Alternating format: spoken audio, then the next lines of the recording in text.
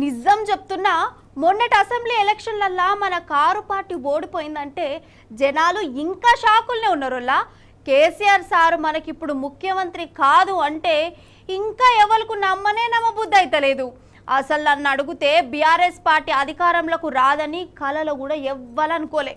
మా అంటే సీట్లు తగ్గుతాయి కావచ్చు కానీ కేసీఆర్ సారే తెలంగాణకు సీఎం అని నమ్మకంతోనున్నారు జనాలు, ముఖ్యంగా రైతులు. కానీ కేసీఆర్ సారు సీఎంగా లేని తెలంగాణ కండ్ల పొంట నీళ్లు పెట్టుకుంటుంది. ఇది నేను చెప్తున్న మాట కాదు, అగో మీరే కండ్లారు చూడుర్రి. ఇగో ఈ రైతన్నను చూడుర్రోల్లా. సెల్ ఫోన్ వీడియోలా మన కేసీఆర్ సార్ను సార్ పాటను చూసుకుంటా ఎంత తండ్లాడుతుండో. అన్నా కేసీఆర్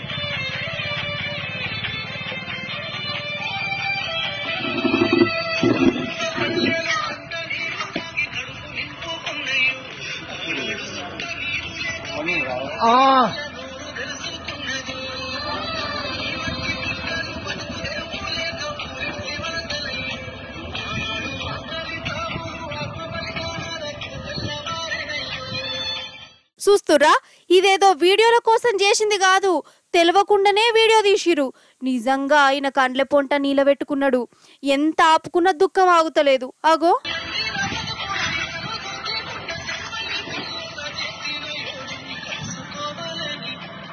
కేసీఆర్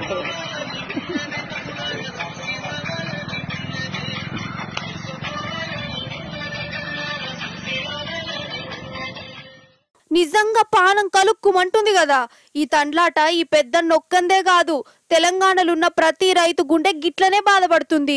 కేసీఆర్ సారు సీఎం ఉన్నప్పుడు రైతు జీవితాలు ఎట్లుండే, సార్ దిగిపోయినాక ఎట్లా అయిపోయా అని తలుసుకుంటా రంది పెట్టుకుంటారు. 9.5 ఏండ్లు గల్లెగరేసి బతికిన రైతన్న ఈ 4 నెలల సంధి ఆగమాగం అయితుండు. ఎండిపోయిన పంటలు ఎన్నడొస్తుందో ఎన్నడు పోతుందో తెలియని కరెంటును తలుసుకుంటా నెత్తి పట్టుకుంటుండు.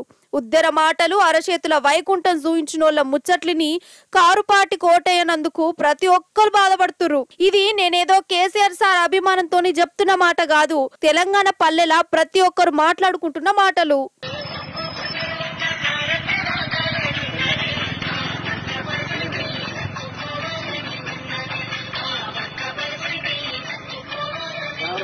అరే